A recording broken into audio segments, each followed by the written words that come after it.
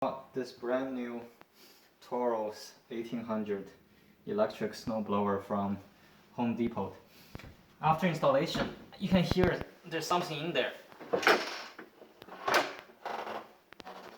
Do you hear that? It's a loose something's. Oh, I think that just fell out. Another screw. That's what the screw looks like. So, don't know where that's supposed to go. But it's not supposed to be loose in the machine.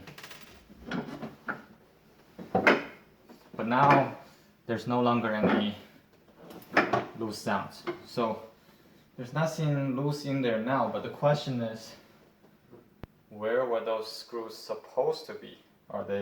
We can't see anything that's missing screws right now. We did open up the side to see. There's nothing that we can see on this end that's missing anything. But for the other side, there's some screws that's not possible to open. So there's some customary screws. I'm gonna take a closer look. So those screws has a special top that cannot be opened. But the sound originally came from this side. After we shake a little bit, those screws fell out the other side. So, don't know what the issue is.